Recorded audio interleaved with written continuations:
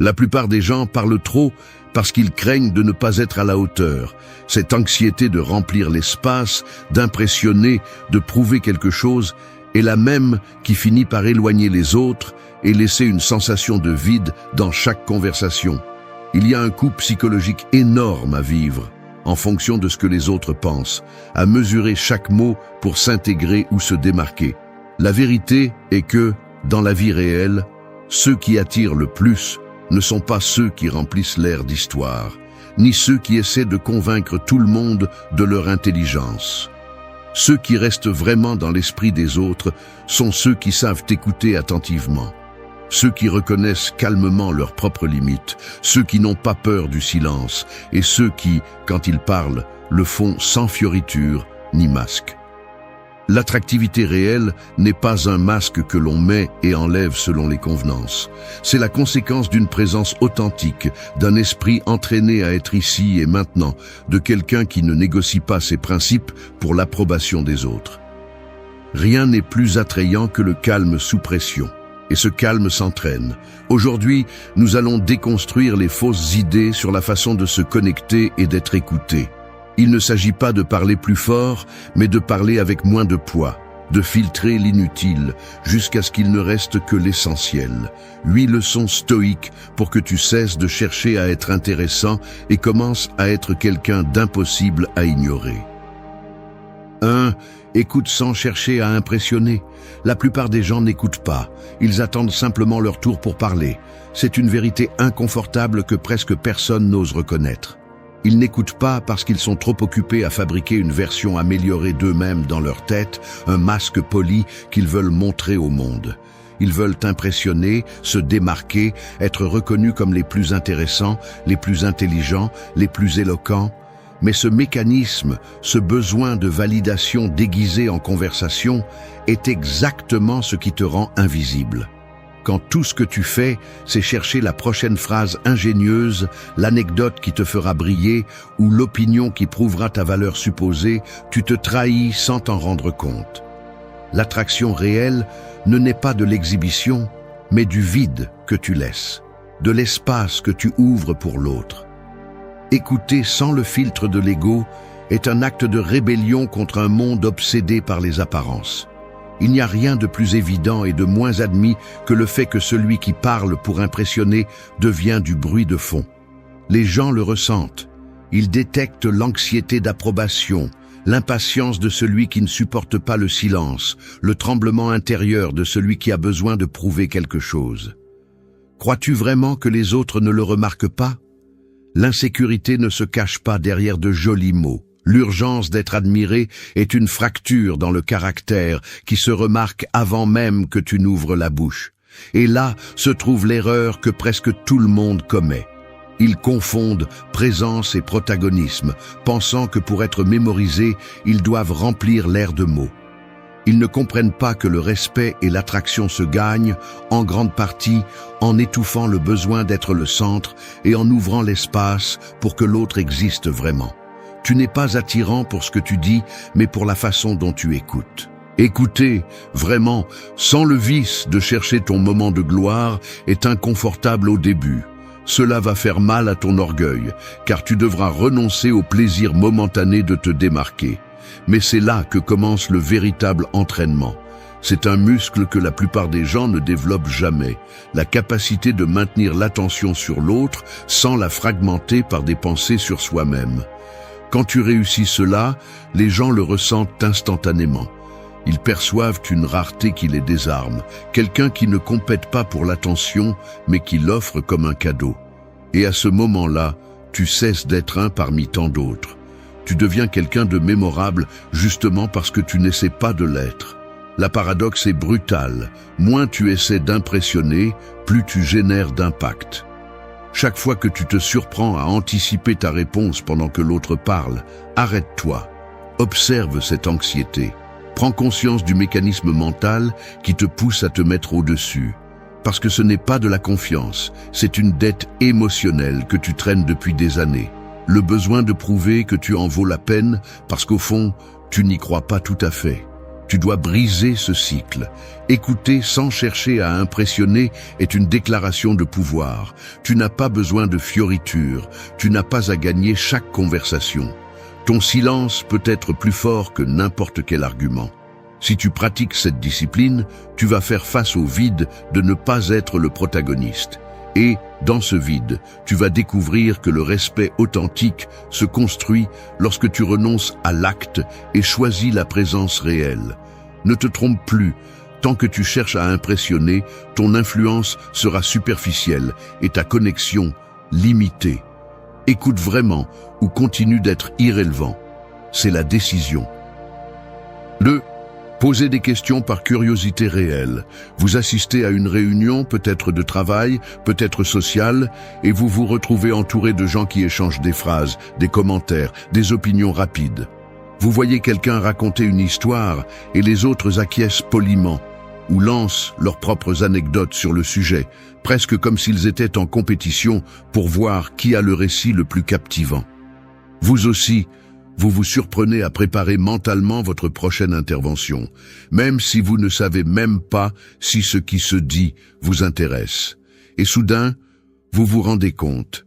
Cela fait un moment que personne n'a posé de questions sincères, une qui ne soit pas juste une excuse pour se mettre en avant ou détourner l'attention sur soi-même.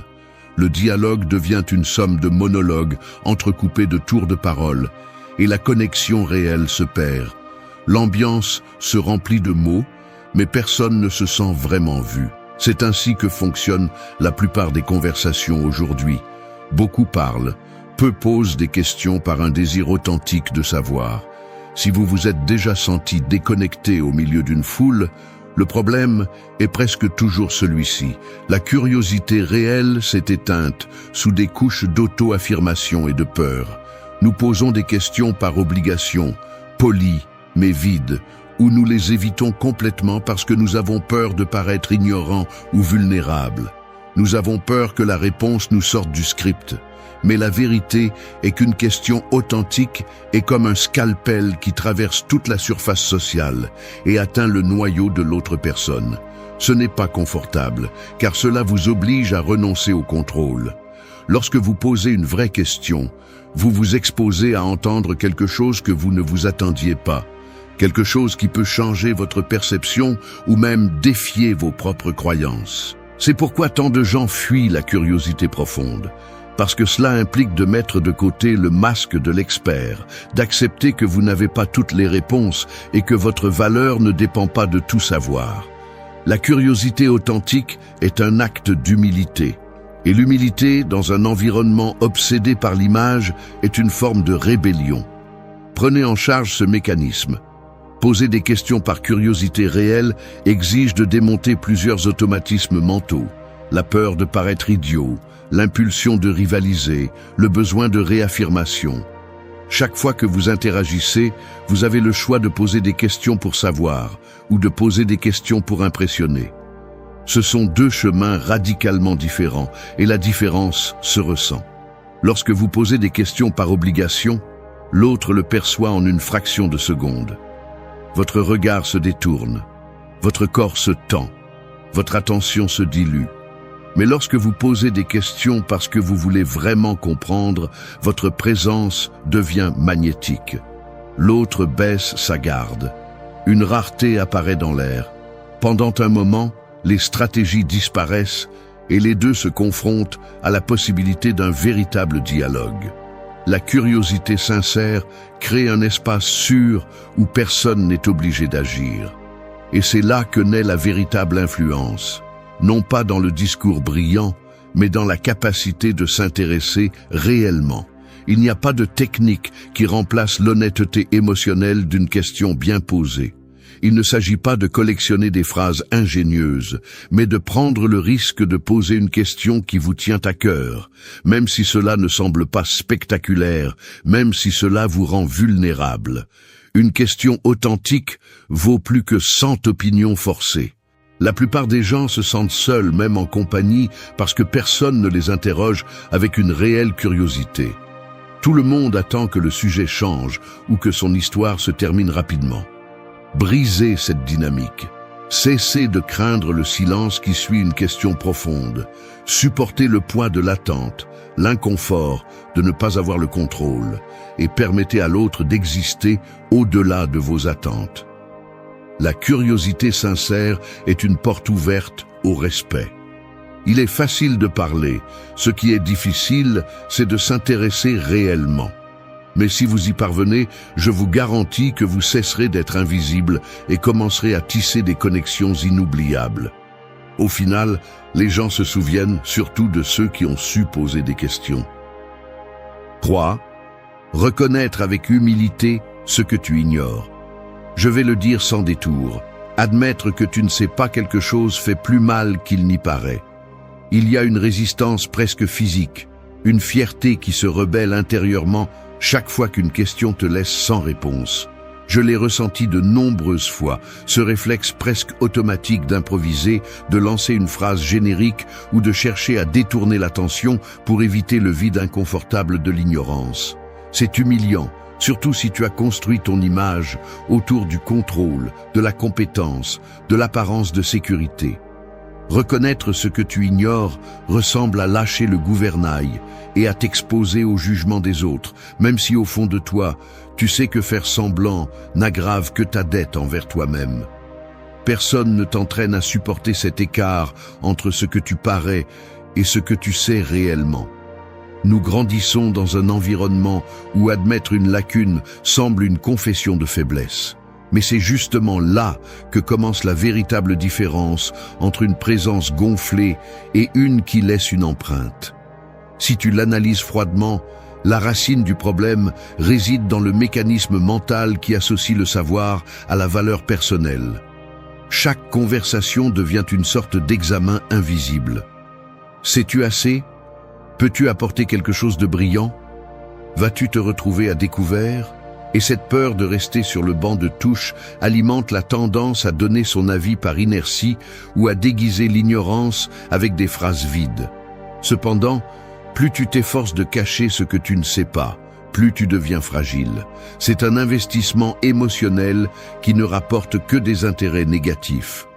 Être piégé dans le besoin d'avoir toujours une réponse est comme porter un poids inutile. Cela te rend moins agile, te fait paraître moins fiable et pire encore, t'éloigne des autres. L'honnêteté, en revanche, libère. Dire « je ne sais pas » n'est pas un renoncement à sa propre valeur, mais une déclaration d'humilité consciente. Reconnaître ton ignorance te rend plus crédible, pas moins. La conséquence pratique de nier ce que tu ignores est que tu stagnes. Celui qui ne se permet pas d'admettre un vide ne le remplit jamais. Celui qui s'accroche à l'apparence d'expert ne fait qu'approfondir la fracture interne entre ce qu'il désire être et ce qu'il est réellement. De plus, les autres perçoivent cette rigidité instantanément. Personne ne fait entièrement confiance à celui qui ne doute jamais, à celui qui n'admet jamais ne pas avoir la réponse parfaite. La sécurité artificielle est facile à détecter. Elle se remarque dans la hâte de donner son avis, dans l'évasion face à une question difficile, dans le nervosité qui apparaît à peine la possibilité d'être exposé. En revanche, lorsque tu es capable de soutenir le regard et de dire sans bouclier « je ne sais pas », tu montres une force qui ne dépend pas de fioritures. Tu deviens plus humain, plus accessible et paradoxalement plus respecté. Seul celui qui accepte ses limites peut les dépasser. La décision, alors, est stratégique. Tu peux continuer à défendre la façade, à investir de l'énergie à faire semblant d'avoir toutes les réponses, ou tu peux t'entraîner à tolérer ce microseconde d'inconfort brutal que cela implique de confesser ton ignorance. Ce microseconde est le filtre entre celui qui répète des formules et celui qui grandit vraiment. Chaque fois que tu choisis l'humilité plutôt que la performance, tu ouvres une porte à la confiance réelle. Les autres perçoivent qu'avec toi, ils peuvent baisser leur garde, que tu ne les jugeras pas pour ne pas savoir. Ainsi se génèrent des conversations profondes, des connexions qui ne dépendent pas de l'ego, mais de la recherche honnête de sens. Ce n'est pas confortable, mais c'est le seul chemin vers une influence authentique. Parce qu'à la fin, nous admirons tous celui qui a le courage de dire ce que beaucoup taisent. Je ne sais pas, mais je veux comprendre. Cela plus que n'importe quelle réponse brillante, est ce qui te rend inoubliable. 4. Validez les émotions, sans juger ni conseiller. Un visage tendu devant vous, la mâchoire serrée à peine dissimulant la fatigue, les yeux esquivant les vôtres, comme s'il cherchait refuge en n'importe quel point de la pièce, sauf dans cet instant d'exposition. La voix hésite, se coupe, s'efforce de garder contenance tout en racontant une difficulté ou une blessure récente. Autour de vous, l'air devient dense, chargé de ces mots non dits qui flottent dans les gestes. Un doigt qui tambourine sur la table, une jambe qui bouge sous la chaise. Le silence contenu qui prévient qu'il y a ici quelque chose qui pèse plus que ce qu'il semble. C'est à ce moment que la plupart commettent la même erreur. Ils ressentent l'impulsion urgente de briser cet inconfort, de lancer un conseil rapide, d'offrir une explication, de chercher un soulagement immédiat et, surtout, de sortir indemne de la vulnérabilité de l'autre. Cependant, ce que l'autre a besoin, c'est que vous supportiez le poids de cette émotion sans fuir ni juger. Supporter le poids, ne pas le porter ni le disperser. Valider ce qu'il ressent et le faire sans le déguiser en solution, ni vous déguiser en héros. Vous pouvez remarquer le changement dans l'atmosphère quand quelqu'un le fait bien. Il n'y a pas de hâte à parler, juste une respiration plus profonde, une inclinaison sincère du corps en avant, une pause qui ne cherche pas à prendre la parole, mais qui accompagne. Les épaules de l'autre se détendent, les muscles du visage s'adoucissent, le regard retrouve un peu de vie. Ce qui est sensoriel ici n'est pas seulement le son des mots, mais l'énergie qu'il laisse dans l'air, l'absence de jugement, l'acceptation nue de ce qui se passe. Cela semble difficile, dites-vous, et ce n'est pas une formule vide. C'est la reconnaissance d'un fardeau réel. C'est le signe que vous n'êtes pas là pour rivaliser ni pour minimiser. Valider une émotion, c'est comme laisser l'autre se défaire d'une armure sans craindre d'être poignardé par votre opinion ou votre diagnostic. Il y a une valeur brutale à résister à la tentation de réparer ce qui ne vous appartient pas. La plupart ne supportent pas l'inconfort de la douleur d'autrui, mais ceux qui apprennent à être là, simplement présents, deviennent un refuge rare. Ne vous trompez pas. Donner son avis, conseiller, corriger, c'est presque toujours une façon d'échapper à la vulnérabilité partagée. Cela sert plus à votre inconfort qu'au bien-être de l'autre. Le muscle à entraîner ici est celui de la contenance. Supporter le silence, soutenir le regard, laisser l'émotion faire son parcours complet sans l'interrompre. Il n'y a pas de raccourci ni de phrase magique qui remplace l'acte radical d'être, d'écouter et de valider. La véritable empathie ne crie pas, elle accompagne simplement. Vous pouvez voir comment l'autre se détend parce que, enfin, il n'a pas à défendre ni justifier ce qu'il ressent. Et ce soulagement se remarque dans les détails. La respiration qui devient audible, le geste qui abandonne la rigidité, la confession qui sort sans peur d'être corrigée. Être capable de valider les émotions sans juger ni conseiller est l'une des compétences les moins valorisées et les plus puissantes dans n'importe quelle conversation. Il y a une profondeur qui se construit seulement lorsque l'autre perçoit que vous n'êtes pas là pour prouver quoi que ce soit, ni pour résoudre sa vie, mais pour lui offrir un espace où la douleur ou la confusion peuvent exister sans être corrigées. Cela vous rend mémorable, car très peu le font. La véritable force réside dans le soutien, pas dans le sauvetage. À la fin, les conseils sont superflus, les jugements font mal, mais la validation laisse une empreinte qui ne s'oublie pas, la sensation d'avoir été vu et accepté tel que vous êtes, sans exigence ni condition. Cela, même si cela fait mal, est ce qui guérit le plus. 5. Utilisez le silence comme un signe de confiance. Le silence n'est pas un vide, c'est une déclaration de pouvoir. Si vous croyez encore que rester silencieux vous rend invisible, vous êtes toujours piégé dans la mentalité de l'apprenti peu sûr de lui, celui qui a besoin de remplir chaque seconde de bruit pour ne pas faire face à sa propre anxiété. La réalité est brutale. Celui qui ne supporte pas le silence craint ce qu'il pourrait entendre en lui-même.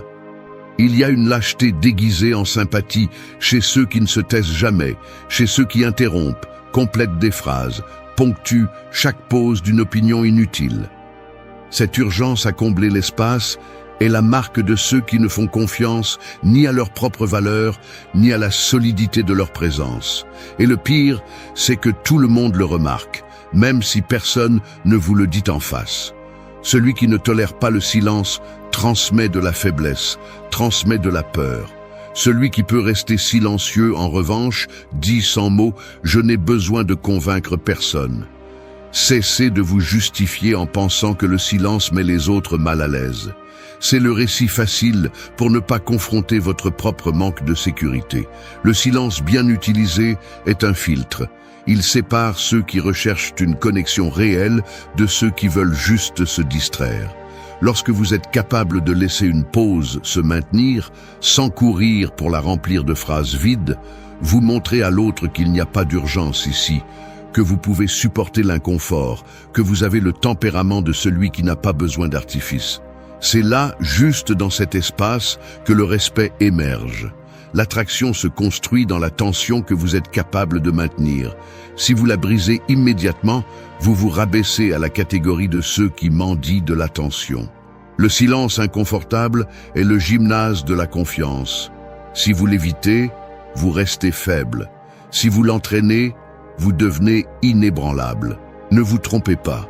La plupart des gens parlent pour masquer leurs insécurités, mais l'influence authentique ne se crie pas. Elle s'impose dans le poids de votre présence et dans votre capacité à supporter le vide sans perdre votre calme. Être à l'aise dans le silence est le véritable test de l'estime de soi. Si chaque pause vous désespère, si votre esprit cherche désespérément la prochaine phrase qui vous sauvera de l'immobilité, c'est parce que vous avez encore une dette envers vous-même. Je vous le répète, celui qui maîtrise le silence n'a pas besoin de conquérir, il est déjà en contrôle. Laissez l'autre ressentir votre pause. Laissez le sens de vos mots reposer. Que ce que vous avez dit ait de l'espace pour s'installer. La superficialité a besoin de vitesse. La profondeur nécessite une pause. Si vous voulez que vos mots aient du poids, ne les entassez pas. Laissez le silence faire son travail. C'est à ce point que beaucoup échouent. Ils confondent dynamisme et valeur, pensent que la qualité de la conversation se mesure à la quantité de phrases par minute. Erreur de novice. Celui qui comprend le pouvoir du silence sait qu'en gardant une pause après une question importante, il permet à l'autre de réfléchir, de baisser sa garde, de révéler quelque chose de sincère. Celui qui ne supporte pas ce moment critique perd tout. Il n'accède jamais à la vérité, n'atteint jamais la profondeur, n'est jamais rappelé pour autre chose que pour son anxiété. Votre silence peut être plus percutant que n'importe quel argument. Si votre objectif est d'être respecté, cessez de rivaliser pour le tour de parole et apprenez à soutenir le vide avec calme. Les leaders, les références, ceux qui font la différence n'ont pas peur du silence car ils savent que c'est là que se révèle ce qui compte vraiment. Si vous vous entraînez à l'utiliser à votre avantage, vous cesserez d'être un de plus et commencerez à être la personne que tout le monde écoute, même lorsque vous ne parlez pas. 6. Exprimez votre appréciation de manière directe et honnête. La plupart des gens ne savent pas exprimer leur appréciation, non pas parce qu'ils ne la ressentent pas, mais parce qu'ils sont freinés par la honte, la peur de l'exposition ou l'habitude de tout prendre pour acquis. Il y a une sorte de blocage interne, une tension dans la poitrine qui vous empêche de dire ce qui est le plus simple et humain. Je t'apprécie. J'apprécie ce que tu fais. Je suis heureux que tu sois là. Ce que vous ne reconnaissez pas se fane. Si vous avez du mal à exprimer votre appréciation de manière directe et honnête, c'est parce que vous croyez depuis des années que le montrer vous enlève du pouvoir, que cela vous met dans une position vulnérable. Le mécanisme mental est clair. Vous pensez que si vous verbalisez ce que vous ressentez, vous perdez le contrôle, comme si l'autre personne pouvait utiliser cette reconnaissance contre vous, ou comme si vous vous abaissiez en le faisant. Mais la vérité est autre. Celui qui ne sait pas apprécier se condamne à la solitude émotionnelle, à la déconnexion constante, peu importe combien il est entouré. Être clair et direct lorsqu'il s'agit d'exprimer son appréciation est un entraînement brutal pour l'ego. Cela vous oblige à enlever votre armure, à permettre à l'autre de voir quelque chose de sincère en vous, même si cela vous rend mal à l'aise ou exposé. La peur de paraître faible, de penser que l'on cherche quelque chose en retour, ou de ne pas recevoir la même réponse, est une dette émotionnelle que vous accumulez jusqu'à ce qu'il vous soit impossible de vraiment connecter. L'appréciation non exprimée est un poids mort. Vous la gardez pour vous, vous l'avalez, et finalement, elle vous intoxique de l'intérieur. Il ne sert à rien d'admirer en silence. Ce qui n'est pas nommé n'existe pas pour l'autre. Si vous laissez passer l'occasion de dire quelque chose qui peut changer la journée, la semaine ou même la vie de quelqu'un, vous ne faites que vous priver de la possibilité d'être rappelé pour ce qui compte. Il y a une différence énorme entre louer pour manipuler et exprimer son appréciation sans agenda. Le premier est un calcul, le second est une présence réelle. La plupart des gens ne savent dire de belles choses que lorsqu'ils cherchent à plaire ou lorsqu'ils attendent quelque chose en retour. C'est le filtre de l'opportunisme, le vieux mécanisme de la validation forcée. Mais un « merci d'être là », un « je suis content de te voir », un « j'apprécie ta façon de penser », dit de front, sans fioriture ni stratégie, est une rareté qui désarme même le plus sceptique. L'authenticité ne peut pas être feinte. Le corps, la voix, le regard le trahissent. C'est pourquoi, lorsque quelqu'un reçoit une appréciation sincère, il la ressent au fond de sa poitrine. Ce n'est pas une phrase de plus, c'est un signe qu'il a été vu et accepté. Rien ne pèse plus qu'une reconnaissance honnête. Ce qui est superficiel s'oublie en un jour. Ce qui est authentique laisse une marque. Exprimer son appréciation est au fond une bataille contre l'indifférence. C'est décider que l'autre mérite d'être reconnu, non pas pour ce qu'il fait pour vous, mais pour ce qu'il est, pour ce qu'il apporte à l'espace partagé. Si vous vous entraînez à dire ce que vous admirez, ce que vous appréciez, même si votre voix tremble, ou si le silence après vous met mal à l'aise, vous vous transformez en quelqu'un de différent. Vous cessez d'être un de plus, vous devenez un référent émotionnel. Ce n'est pas une faiblesse, c'est un véritable leadership. Parce que la plupart n'osent pas, la plupart se cachent derrière l'ironie, le sarcasme, la distance protocolaire. Mais celui qui apprend à regarder l'autre et à dire « tu comptes pour moi » ou « ce que tu fais a de la valeur » brise la barrière invisible qui sépare le commun de l'inoubliable. L'appréciation directe est la signature de ceux qui laissent une empreinte. Si vous avez encore du mal, c'est parce que l'habitude de vous protéger pèse plus que le désir de vous connecter. Mais je vous assure, le jour où vous déciderez de parler avec honnêteté, vous sentirez comment le poids de l'auto-exigence disparaît et un espace propre s'ouvre, où l'influence ne dépend plus de la performance, mais de la vérité. C'est ce qui fait vraiment que l'on vous écoute et que l'on se souvient de vous. 7. Posez des limites claires avec calme et fermeté. Vous franchissez la porte d'un bureau, et à peine avez-vous salué que l'on vous demande un petit service qui, vous le savez, va vous voler toute l'après-midi. Ou vous êtes chez vous, assis, et arrive ce message de quelqu'un qui apparaît toujours quand il a besoin de quelque chose, jamais pour demander comment vous allez. Vous ressentez la tension. Une partie de vous veut dire non, que vous ne pouvez pas, que vous n'avez pas de place pour quelqu'un d'autre aujourd'hui. Mais l'autre partie, celle qui craint de déplaire ou de perdre sa bonne image, commence à négocier des excuses, à s'étirer au-delà de sa propre limite. C'est ce mécanisme silencieux qui vous épuise. Vous cédez parce que vous avez du mal à supporter le malaise de décevoir, parce que vous confondez gentillesse avec soumission, parce qu'une voix dans votre tête vous menace de rejet si vous osez vous prioriser. Au final, c'est vous qui payez la note. Moins de temps, moins d'énergie, moins de respect de la part des autres et, surtout, moins de respect pour vous-même. Depuis la psychologie profonde et le stoïcisme, poser des limites claires n'est pas un acte d'égoïsme, mais de conservation consciente de soi. Le problème est que la plupart des gens associent la fermeté au conflit et le calme à la faiblesse. Ils vivent donc piégés dans une fausse dichotomie. Soit vous êtes celui qui dit toujours oui et s'efface, soit vous explosez après avoir cédé trop. Aucun de ces extrêmes ne vous rapproche d'une réelle influence. La limite n'est pas un mur d'hostilité ni une porte tournante. C'est une ligne interne qui clarifie jusqu'où va votre responsabilité et à partir de quand commence celle de l'autre. Il ne s'agit pas d'être dur, mais d'être cohérent. Si vous ne posez pas ce cadre, vous devenez la ressource facile, l'option à laquelle tout le monde se tourne parce qu'ils savent que vous ne savez pas dire non. Et cela, loin de vous générer de l'admiration, vous enlève de la valeur sociale et personnelle. Celui qui ne se respecte pas finit par être invisible. La peur de poser des limites a des racines profondes, l'anxiété du rejet, la croyance que votre valeur dépend de l'utilité que vous représentez pour les autres, l'habitude d'éviter le conflit à tout prix par peur de l'inconfort.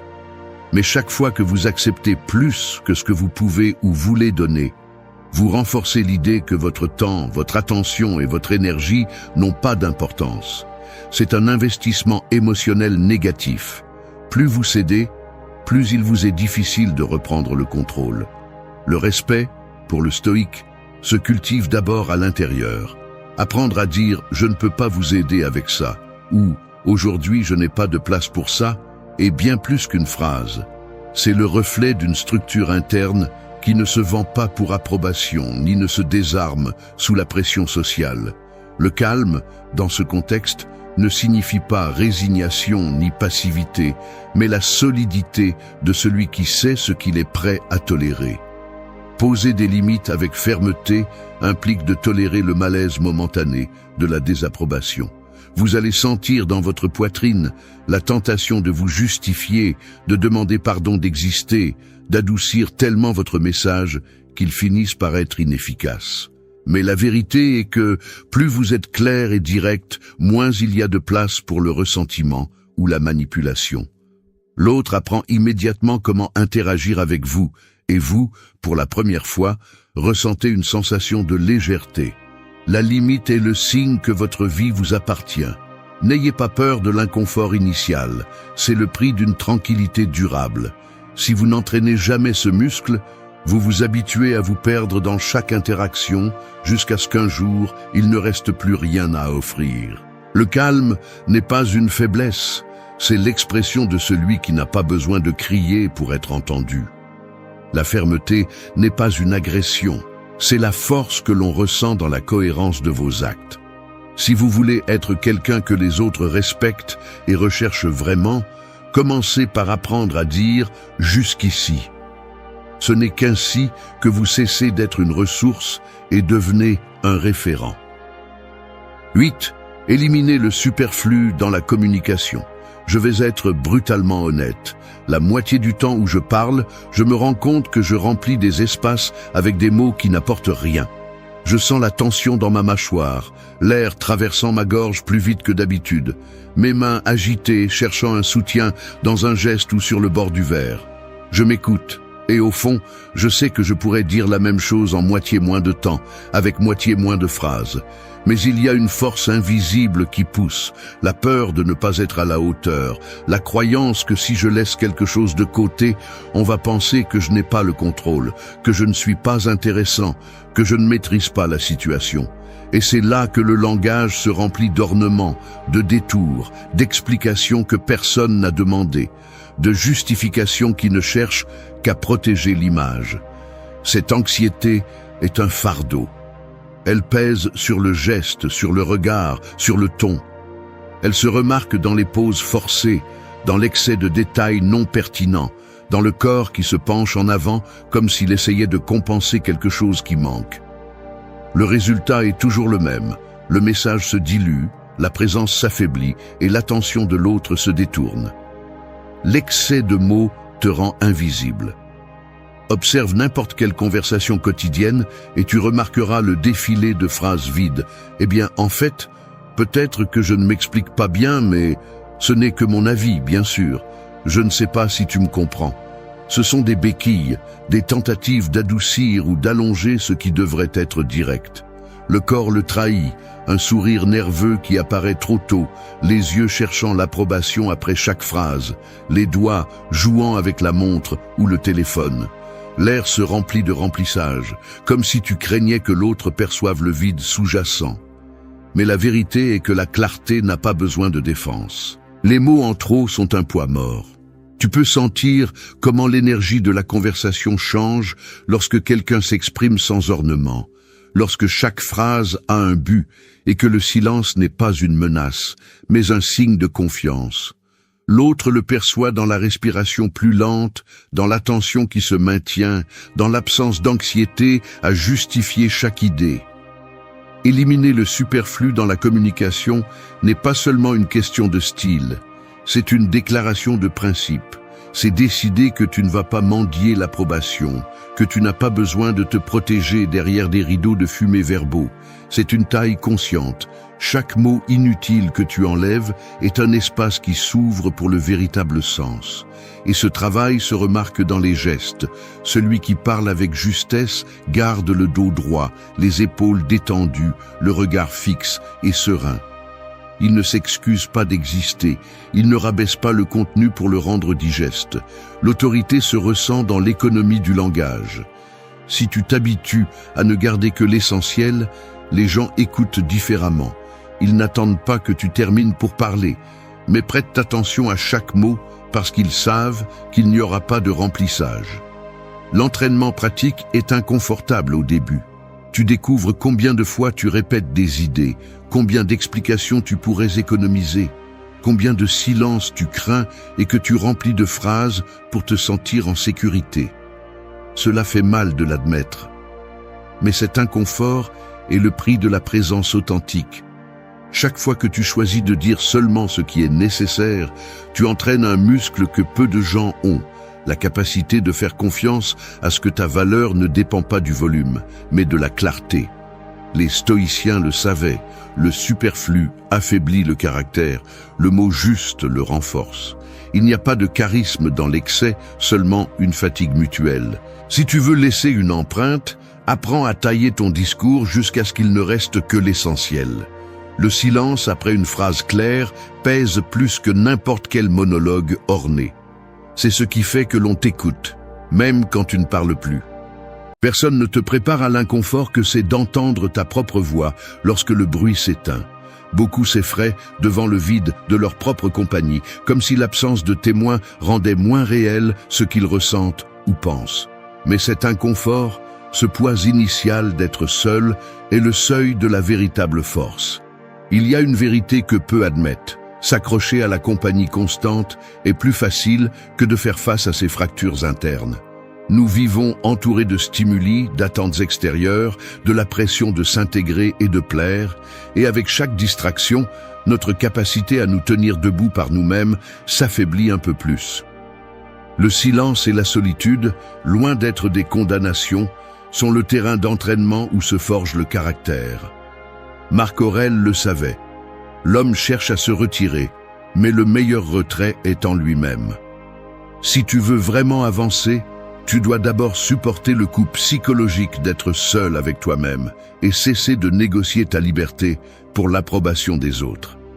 N'attends ni compréhension, ni reconnaissance immédiate. Le chemin solitaire est exigeant, mais aussi brutalement honnête. Tu n'as pas besoin de spectateurs pour valider tes efforts.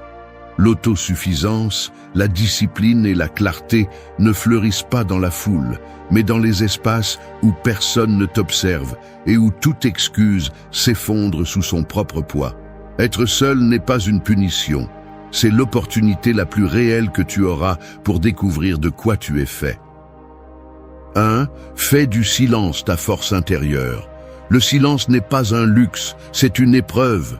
Personne ne veut y faire face car il dénude tout ce que tu essaies de cacher, tes doutes, tes contradictions, cette voix que tu essaies de faire taire en remplissant ta vie de bruit et de distractions. Mais voici la vérité que tu n'aimes pas admettre. Tant que tu fuiras le silence, tu dépendras de l'approbation des autres comme un accro qui supplie pour sa prochaine dose.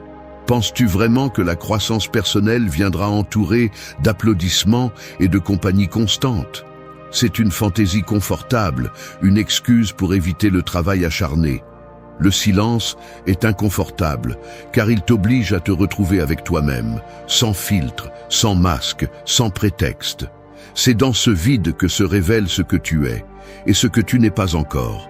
Celui qui ne supporte pas le silence n'aura jamais la force suffisante pour résister à la pression, à la critique et au rejet. Regarde-le en face. Chaque fois que tu cherches à remplir ton agenda juste pour ne pas rester seul avec tes pensées, c'est une autre occasion manquée de construire une véritable force. Ce n'est pas un hasard si les stoïciens valorisaient tant la solitude.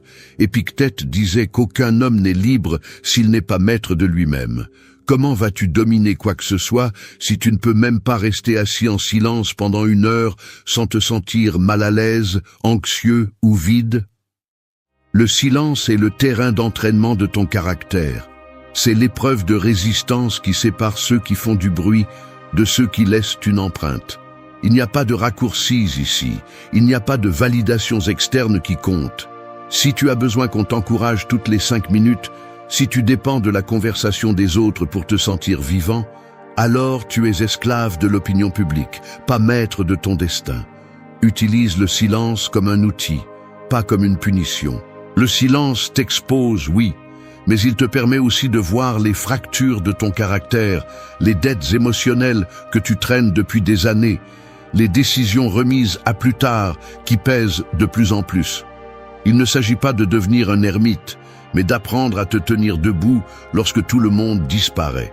Car la vie, tôt ou tard, te laissera seul.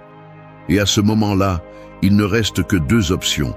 Tu t'effondres ou tu t'affirmes.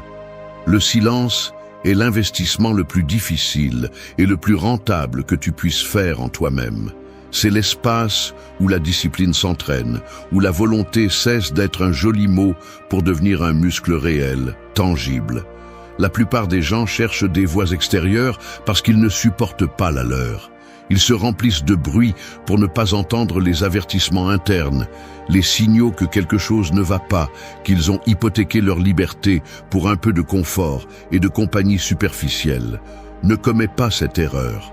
Apprends à habiter le silence. Utilise ces moments pour examiner tes motivations, pour remettre en question tes propres excuses, pour décider une fois pour toutes qui tu veux être quand personne ne te regarde. Le silence est brutalement honnête. Il ne te félicite pas, il ne te console pas, il ne te ment pas. Mais si tu es capable de le supporter, de l'utiliser comme force intérieure, tu deviens quelqu'un qui n'a pas besoin de demander la permission d'avancer. Les stoïciens ont compris que la véritable indépendance commence lorsque tu cesses de craindre le silence. Tu n'as pas besoin de plus de conseils, de plus de bruit, de plus de distractions. Tu as besoin de courage pour rester immobile et écouter ce qu'il y a vraiment en toi. Celui qui maîtrise le silence maîtrise sa vie. Le reste n'est que façade. 2. Décide ton propre rythme sans dépendre des autres. Parfois, je me surprends à regarder l'horloge juste pour vérifier si je suis en retard. C'est absurde, mais je le fais quand même. Il y a une impulsion silencieuse, presque automatique, qui me pousse à comparer ma vitesse à celle des autres, le rythme auquel les autres avancent, les objectifs qu'ils franchissent avant moi, la quantité de choses qu'ils publient, le bruit qu'ils font. C'est comme si ma valeur dépendait de courir au même pas, même si au fond de moi, je sens que je me désassemble chaque fois que j'essaie de suivre leur rythme.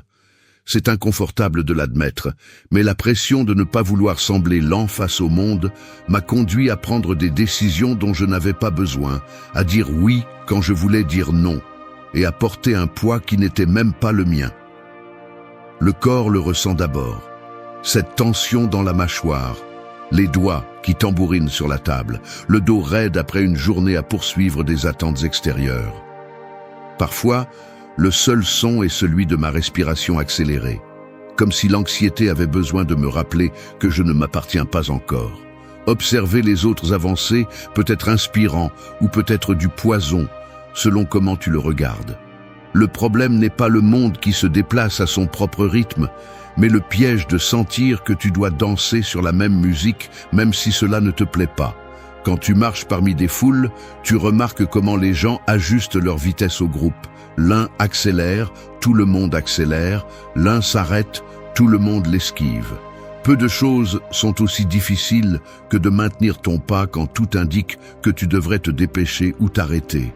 Mais c'est la différence entre un imitateur et quelqu'un qui est prêt à construire son propre chemin. La vraie vie n'apporte pas de signaux lumineux ni de chronomètre pour marquer le bon avancement. Elle exige que tu décides quand appuyer, quand attendre, quand changer de direction, même si personne n'applaudit. Et ce discernement, cette capacité à dire « c'est mon rythme et je le maintiens même si cela dérange les autres », se cultive les jours où tu choisis de ne pas courir juste parce que tout le monde court. Il ne s'agit pas de se rebeller par principe ni de rejeter toute influence externe. Il s'agit de ne pas hypothéquer ta paix mentale pour le rythme des autres. Marc Aurèle écrivait dans ses journaux sur l'importance de ne pas se troubler par ce que font ou ne font pas les autres. Et il le disait parce que le bruit extérieur ne disparaît jamais complètement. Il y aura toujours quelqu'un qui avance plus vite, quelqu'un qui semble avoir tout résolu, quelqu'un qui te fait sentir que tu es en retard. Mais si tu n'apprends pas à marquer ton propre rythme, tu deviens l'otage d'un scénario que tu n'as pas écrit. L'épuisement ne vient pas seulement du travail, il vient de l'auto-exigence inutile, de la peur de décevoir des attentes que tu ne partages même pas. Le résultat est une fatigue silencieuse, une sensation de dette qui ne se paie jamais parce qu'il y a toujours une nouvelle course à courir. La solitude choisie est le laboratoire où tu découvres ta cadence authentique. Imagine-toi marchant seul sur une avenue vide à l'aube, sans montre, sans téléphone, sans personne n'attendant rien de toi. La tranquillité pèse différemment, l'air se sent plus dense et les pensées émergent sans filtre. Là, dans cet espace, tu peux te demander avec honnêteté « Avançai-je parce que je le veux ou parce que j'ai peur de rester seul ?» C'est dans ce silence que se révèle la vérité inconfortable. Suivre le pas des autres est facile. Décider du tien est un acte de courage. Personne ne peut le faire à ta place. Personne ne va te donner ce contrôle intérieur. Les grands accomplissements ne naissent pas de la précipitation, mais de la constance. Maîtriser ton temps, c'est maîtriser ta vie. Ce n'est pas de l'égoïsme, c'est du respect pour ton propre processus. Certaines personnes ne trouvent leur grandeur que lorsqu'elles cessent de regarder sur les côtés et commencent à écouter le pouls intérieur qui leur indique quand avancer et quand s'arrêter. C'est la véritable indépendance, avoir la force de décider de ta vitesse sans demander la permission, sans chercher de validation, sans peur de rester en arrière. Que ton avancée ne dépende pas des applaudissements ni du jugement, mais de ce que tu sais être nécessaire pour toi. Le rythme propre est un privilège qui se gagne avec discipline et honnêteté. Un pas ferme vaut plus que 100 courses vides. 3. Cultive la discipline loin des distractions. Lever le téléphone par habitude, ouvrir un réseau social sans réfléchir, laisser la télévision parler toute seule dans le salon pendant que tu fais semblant de te reposer. Il y a un schéma invisible dans tout cela. L'impulsion de chercher des distractions juste pour ne pas faire face à l'inconfort d'être avec soi-même, sans stimuli, sans récompense immédiate. L'esprit résiste au calme, parce qu'il sait que, dans cet espace, les manques de discipline deviennent évidents. Ce qui est facile, c'est de diluer les jours dans de petites évasions, de sauter d'une notification à l'autre, de remettre à plus tard ce qui est important, tout en te convainquant que tu es juste en train de te reposer. Mais au fond, tu le sais, chaque distraction que tu choisis est un abandon silencieux de ta propre force. Le confort est addictif, et la discipline demande toujours un prix plus élevé. Il faut reconnaître ce mécanisme interne, la tendance automatique à adoucir toute tâche exigeante avec des pauses inutiles, à justifier chaque minute improductive avec des excuses raisonnables. Il y a une voix qui te dit que tu pourrais commencer demain, que ce n'est pas grave si aujourd'hui tu cèdes un peu. Mais cette voix est experte en sabotage. Elle sait que la véritable difficulté n'est pas de commencer une tâche, mais de la maintenir quand personne ne te regarde. Le muscle de la discipline ne se renforce pas entouré de compliments ni sous la surveillance constante des autres. Il se construit dans cet espace où toi seul es témoin de tes décisions, où chaque petit effort compte ou diminue le bilan de ton caractère. Le véritable défi est de s'engager dans ce qui est nécessaire quand les distractions t'invitent à abandonner. Parfois, cela ressemble à porter un poids inutile, comme si l'exigence de la discipline était un fardeau imposé de l'extérieur. Mais la réalité est différente. La discipline qui n'est pas pratiquée dans la solitude s'effondre dès que la pression externe disparaît. Il est facile d'être constant quand quelqu'un attend des résultats, quand la reconnaissance ou la punition dépendent de l'effort. Ce qui est difficile, c'est de persister quand personne ne regarde, quand la seule récompense est de savoir que tu n'as pas trahi ton propre processus. Ici apparaît le conflit. Es-tu discipliné parce que tu veux avancer ou juste pour éviter le jugement des autres? C'est la question inconfortable qui ne se répond pas par des mots, mais par des actes répétés dans l'intimité de ta routine. Le stoïcisme ne promet pas de formule rapide, ni de motivation perpétuelle. Il enseigne l'importance d'établir des rituels personnels, de créer des habitudes qui ne dépendent ni de l'état émotionnel, ni de la présence d'autrui. Marc Aurèle a écrit que l'esprit qui se maîtrise est invulnérable au chaos extérieur. Mais cette maîtrise n'émerge que lorsque tu décides de protéger ton temps comme quelque chose de sacré. Lorsque tu comprends que chaque minute consacrée à la distraction est une dette envers ta propre volonté. La discipline est un investissement à long terme qui reçoit rarement des applaudissements. Mais celui qui la cultive en silence, loin de la tentation de l'immédiateté, finit par acquérir un pouvoir réel. La capacité de faire ce qui doit être fait, même quand personne ne l'exige. La différence entre celui qui avance et celui qui stagne se trouve souvent dans ces moments imperceptibles où tu choisis de travailler pendant que les autres se dispersent, dans les jours gris où tu préfères accomplir plutôt que de te laisser aller à l'apathie.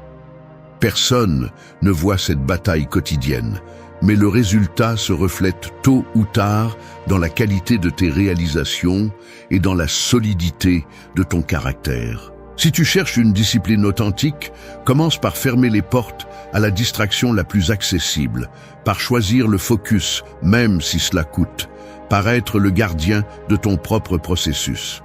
L'autodiscipline n'est pas une vertu héritée, c'est une loyauté quotidienne envers ce qui compte vraiment. Sans témoin, sans applaudissements, sans excuses. Parce qu'au fond, seule la constance dans la solitude te libère de la dépendance et te permet de façonner la vie que tu souhaites. Choisis ton inconfort, celui de la discipline ou celui du regret. Personne ne va construire ton caractère à ta place. 4. Apprends à te soutenir émotionnellement seul. Te soutenir émotionnellement seul, c'est comme apprendre à marcher sur un pont sans rambarde. Chaque pas révèle combien tu fais confiance à ton propre équilibre.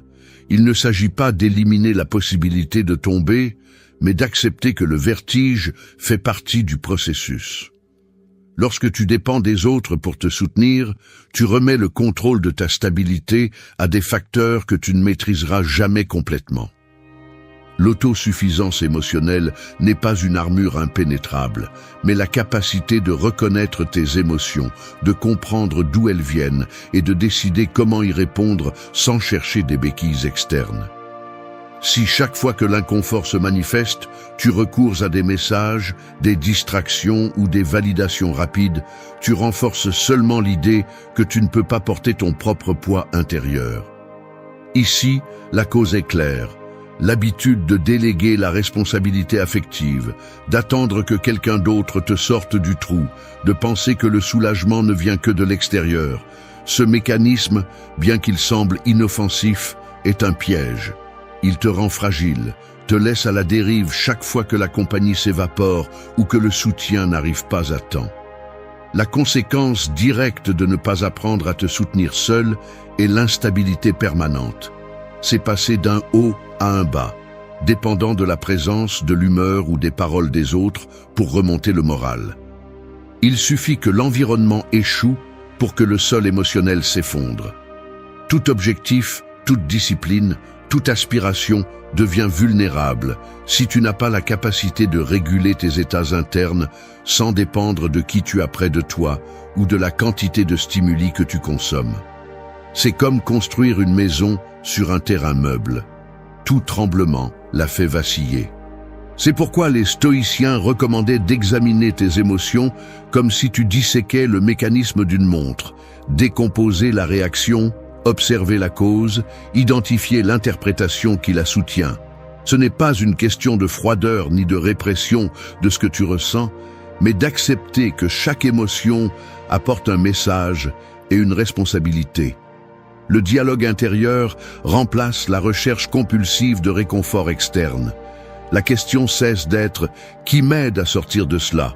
et devient « que puis-je faire avec ce que je ressens ?» La décision stratégique est évidente. Investir dans ton propre équilibre au lieu de chercher que les autres le maintiennent pour toi.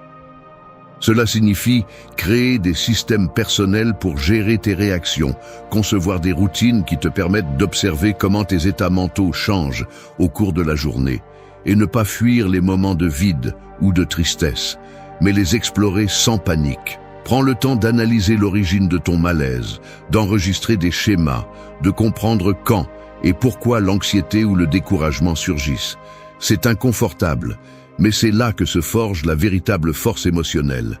Lorsque tu es capable de rester dans ton inconfort sans chercher une anesthésie immédiate. Te soutenir seul n'est pas synonyme d'isolement ni de dureté émotionnelle. C'est savoir que, quoi qu'il arrive autour de toi, tu as des ressources internes pour supporter la pression, l'incertitude ou la douleur sans t'effondrer, ni chercher un refuge instantané chez les autres. C'est la base de la résilience réelle. Savoir traverser le malaise, identifier le moment où tu as besoin d'agir et le moment où tu dois simplement supporter le poids jusqu'à ce que la tempête intérieure passe. L'indépendance émotionnelle ne se construit pas dans la théorie. Elle s'entraîne dans les jours où personne ne répond à tes messages, quand la solitude devient plus dense et que les doutes semblent se multiplier. C'est là que tu décides si tu te plonges dans la plainte ou si tu utilises le silence pour ajuster tes propres fondations. Le danger de ne pas le pratiquer est de rester à la merci de la volatilité de l'environnement, de la déception constante, de la sensation de vide qu'aucune relation, aussi profonde soit-elle, ne peut combler. Te soutenir émotionnellement seul est, au fond, l'acte de plus grand respect envers toi-même. Tu n'as pas besoin que les autres valident ton processus, ni qu'ils te sauvent à chaque faux pas. L'autosuffisance n'est pas de l'arrogance, c'est de la maturité. Personne ne peut ressentir à ta place, personne ne peut porter ton propre poids intérieur. Le caractère se mesure dans les moments où il n'y a pas de témoin. Si tu cherches la stabilité, commence par la construire de l'intérieur. C'est la seule force qui ne s'effondre pas lorsque tout le monde s'en va. 5. Transformer l'isolement en connaissance de soi profonde. Personne ne veut accepter cela. L'isolement n'est pas une condamnation. C'est un miroir que vous ne pouvez ni briser ni couvrir. Celui qui fuit l'isolement fuit lui-même. Et cette évasion a un prix très élevé. Elle se paie par l'ignorance de vos propres limites, par une dépendance émotionnelle déguisée en sociabilité, par l'incapacité de répondre honnêtement à la question fondamentale de toute vie qui en vaut la peine. Qui es-tu quand personne ne te regarde ni ne te demande rien? Beaucoup se sentent à l'aise à pointer vers l'extérieur les raisons de leur stagnation. Peu ont le courage de rester seuls, le temps nécessaire pour découvrir que la racine de leur insatisfaction se trouve à l'intérieur, pas à l'extérieur. C'est ici que la plupart échouent. Au lieu de supporter le poids de la solitude, ils cherchent une anesthésie rapide dans la validation, les distractions, le bruit social. Il n'y a pas de connaissance de soi possible si votre premier réflexe est de fuir vous-même chaque fois que l'inconfort se présente. C'est inconfortable, oui, mais c'est nécessaire. Transformer l'isolement en connaissance de soi profonde exige discipline et une brutalité d'honnêteté envers soi-même, quelque chose que peu sont prêts à pratiquer. L'isolement vous expose à la vérité brute de vos pensées, de vos motivations et de vos peurs non résolues. Ne vous trompez pas, Tant que vous continuez à utiliser le contact constant avec les autres comme un bouclier, vous ne saurez jamais où se terminent vos désirs et où commencent les attentes des autres que vous avez adoptés sans vous en rendre compte. Ici, il n'y a pas de place pour des masques qui vous protègent, ni pour des histoires que vous vous racontez pour justifier votre manque d'avancement. Ce que vous trouvez dans l'isolement peut vous déranger, voire vous effrayer, mais c'est le seul moyen d'identifier les schémas mentaux qui gouvernent réellement votre comportement. La superficialité s'effondre d'elle-même quand personne ne vous regarde. Et ce poids, cette fatigue que vous ressentez à la fin des journées vient souvent non pas du travail ni du manque de reconnaissance, mais de la dette accumulée par ne jamais vous affronter sérieusement. Le stoïcisme ne vous invite pas à idolâtrer l'isolement ni à rejeter le monde, mais il exige que vous utilisiez la solitude comme un outil de diagnostic et de transformation. Ce n'est pas un hasard si Marc Aurèle écrivait ses réflexions les plus lucides lors des nuits solitaires de campagne, ni si Épictète parlait de la liberté intérieure comme du seul bien qui ne peut être arraché. La solitude forcée vous brise si vous n'avez pas entraîné votre esprit à supporter le poids de vos propres questions. La solitude choisie, en revanche, vous permet de prendre le contrôle et de décider quelle partie de vous mérite d'être renforcée et laquelle doit tomber. La plupart choisissent la compagnie pour éviter ce processus, mais ce choix, répété à chaque petit moment, est un renoncement silencieux à sa propre grandeur. Seul celui qui ose rester seul, sans l'anesthésie de l'approbation ni le bruit de l'environnement, finit par savoir vraiment où il doit travailler, ce qu'il doit guérir, ce qu'il doit abandonner. Ne vous méprenez pas. L'isolement n'est pas absence de vie. C'est l'espace où tout ce qui est secondaire s'efface et l'essentiel se révèle. C'est le laboratoire où l'on analyse les réactions, où l'on identifie les automatismes et où l'on décide, avec une brutalité claire, quel type de personne vous voulez construire. Si vous ne supportez pas le silence, si vous ne pouvez pas être avec vous-même sans chercher une issue, ce qui vous manque n'est pas la compagnie, c'est le caractère. Celui qui ne se connaît pas délègue son destin. Celui qui n'explore pas ses mécanismes internes répète toujours les mêmes erreurs. La connaissance de soi profonde ne s'acquiert pas en lisant des phrases motivantes ni en accumulant des expériences superficielles. Elle se forge dans l'inconfort des longues journées et des nuits silencieuses, où chaque pensée devient un indice et chaque émotion un signal que vous ne pouvez ignorer. Vous n'avez pas le droit d'exiger de la clarté si vous ne vous êtes jamais donné le temps de la chercher dans la solitude.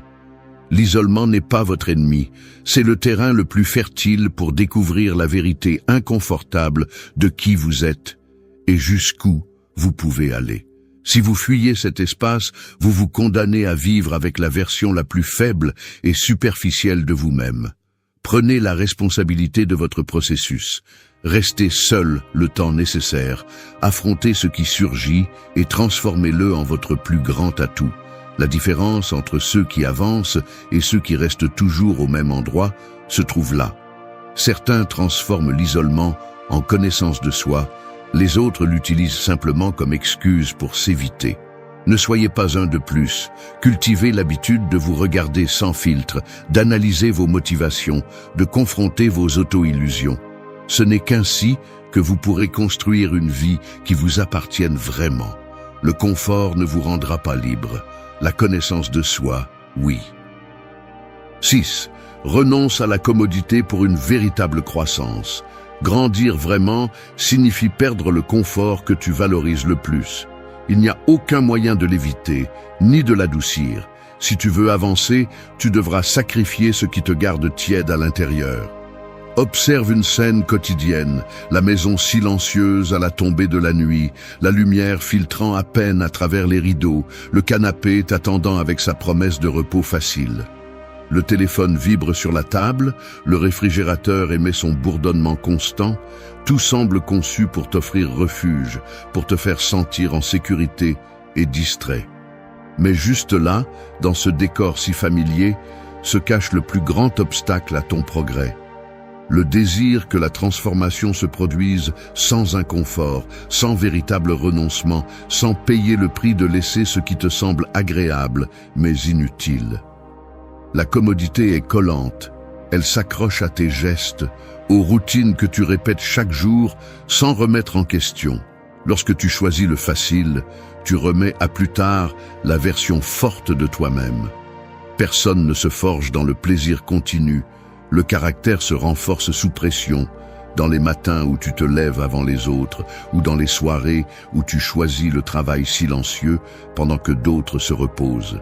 C'est là que se mesure si tu as ce qu'il faut pour grandir ou juste pour survivre.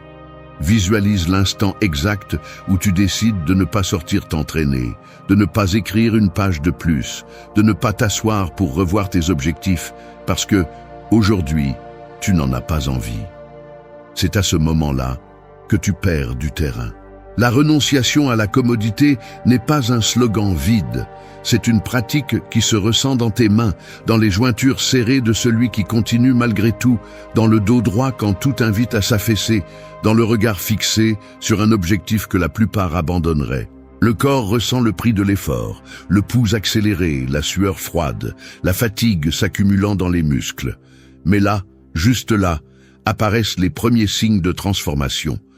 Chaque fois que tu choisis le chemin inconfortable, même pour quelques minutes de plus, tu construis une réserve de confiance que personne ne peut te donner. Le confortable te caresse, l'inconfort te renforce. La commodité est une cage avec des barreaux invisibles. Grabe-toi cette phrase, car rien ne te prive de tant de potentiel que l'habitude d'éviter le sacrifice. La culture te vend le mythe que tu peux grandir sans sacrifier quoi que ce soit d'essentiel, qu'il suffit de le désirer ou de le visualiser fortement pour que la vie change. C'est un mensonge élégant qui te maintient immobile. Si tu observes bien, ceux qui avancent le plus sont ceux qui se mettent mal à l'aise chaque jour, celui qui quitte le lit avant l'aube quand le corps demande 5 minutes de plus. Celle qui éteint l'écran même si tout le monde continue à regarder, celui qui refuse l'invitation facile parce qu'il sait qu'il y a un devoir personnel qui pèse plus. La renonciation n'est pas la négation du plaisir, c'est un report intelligent. C'est comprendre que la valeur de ce que tu veux ne se mesure que par le prix que tu paies pour l'obtenir. Il n'y a pas de caractère sans privation, pas de clarté sans s'abstenir du superflu. Chaque décision inconfortable est un investissement silencieux dans la version de toi qui n'existe pas encore. Les stoïciens ne prêchaient pas la souffrance vide, mais le choix conscient de ce qui renforce même si cela dérange. La véritable croissance ne se produit jamais dans la zone de confort. Elle se forge le jour où tu choisis l'effort, quand tu pourrais céder, dans l'après-midi où tu restes à résoudre ce qui est difficile pendant que d'autres cherchent une distraction. Regarde-toi avec honnêteté.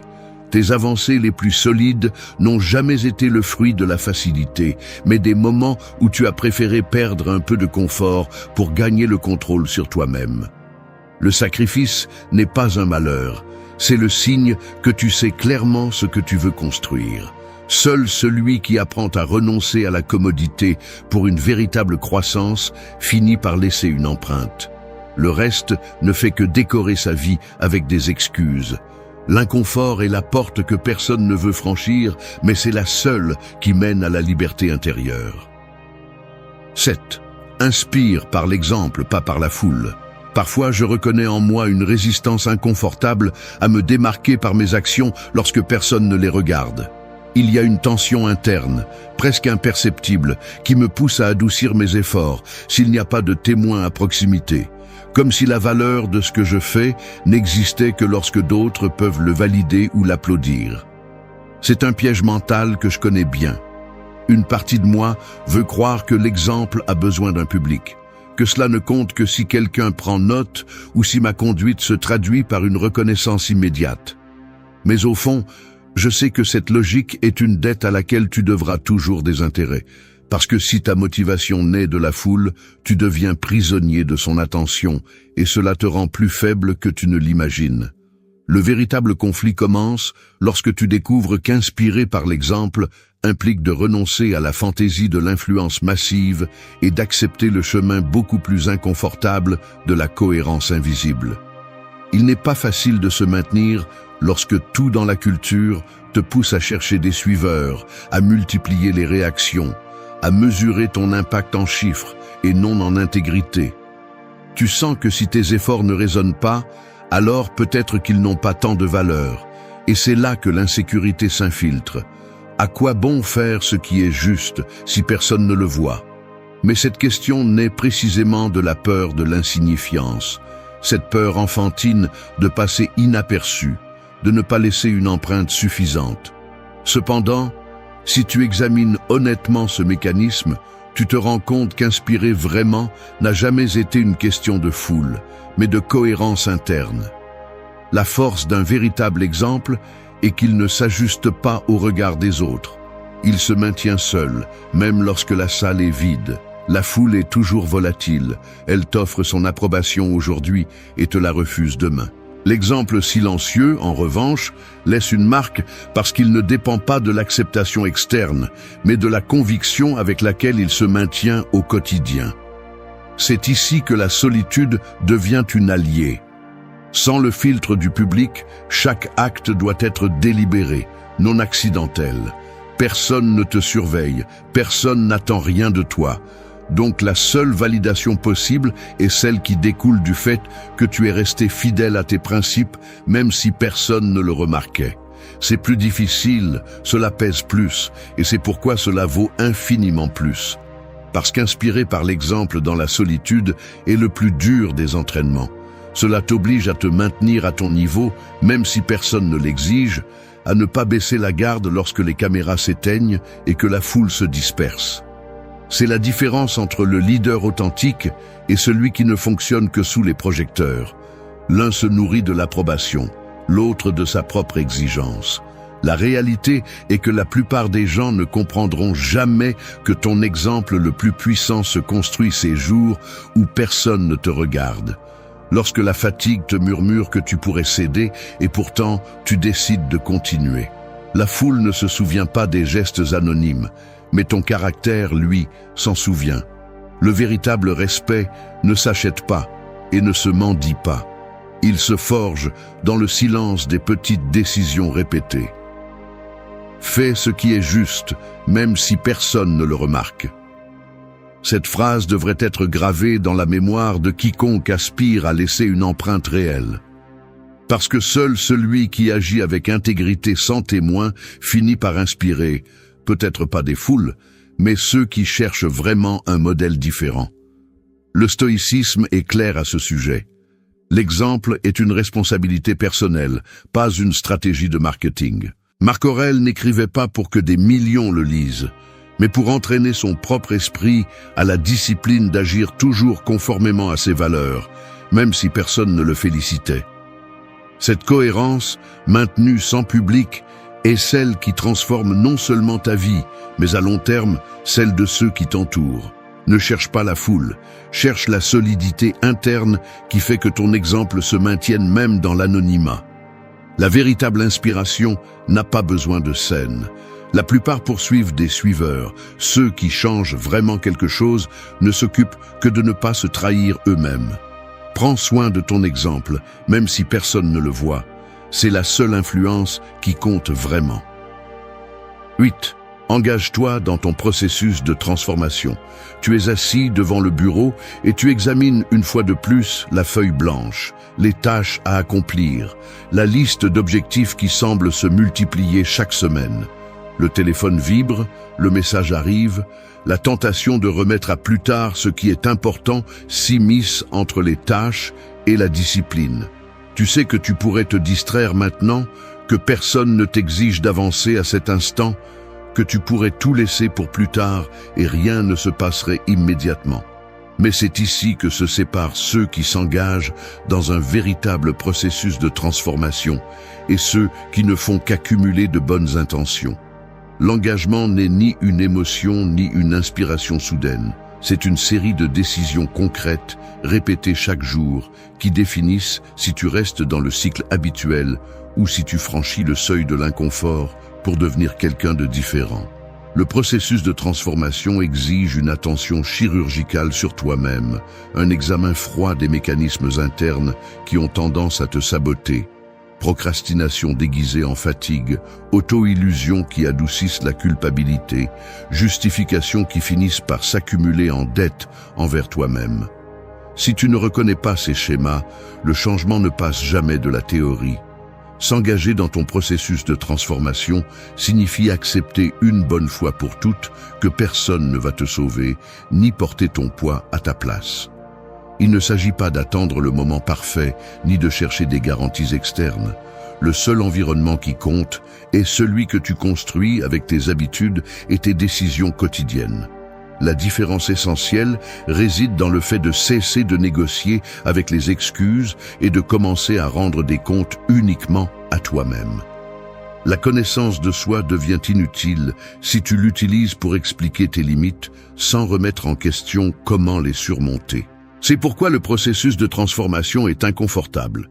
Il t'oblige à cartographier avec lucidité les zones où tu as tendance à céder, les endroits où tu préfères le confort à l'exigence, les routines qui te maintiennent exactement là où tu es.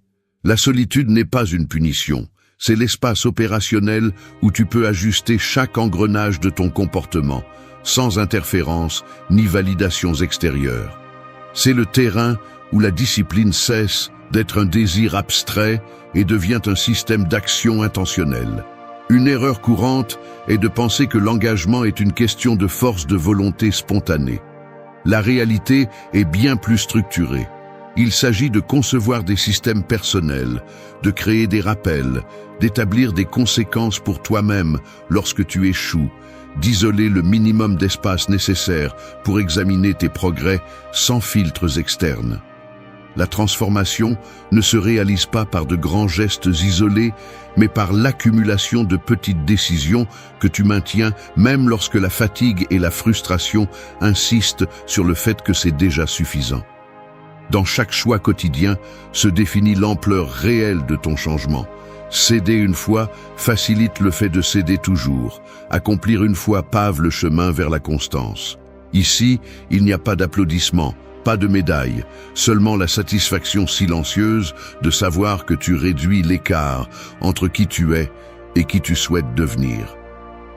S'engager dans ton processus implique d'identifier quelles habitudes tu dois briser et lesquelles tu dois renforcer, sans adoucir l'analyse ni chercher des raccourcis.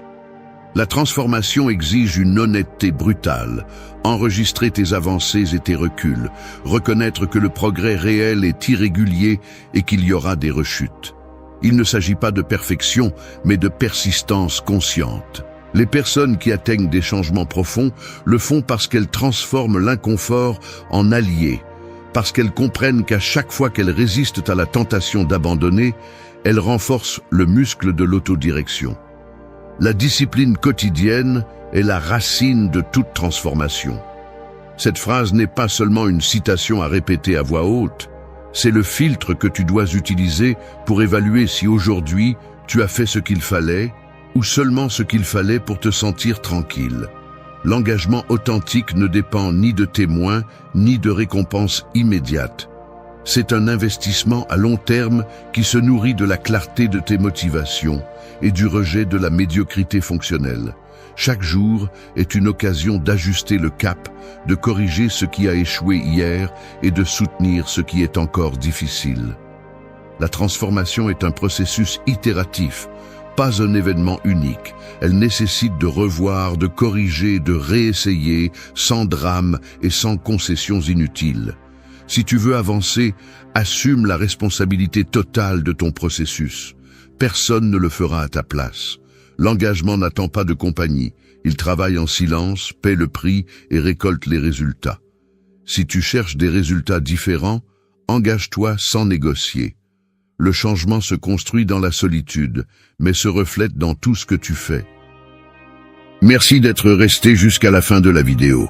Si vous avez tout vu, commentez « Je suis stoïcien » comme notre signe secret, indiquant que vous êtes un véritable apprenant du stoïcisme. N'oubliez pas de vous abonner et de liker la vidéo si elle vous a plu. Rendez-vous dans la prochaine vidéo et rappelez-vous, continuez à cultiver votre esprit stoïque.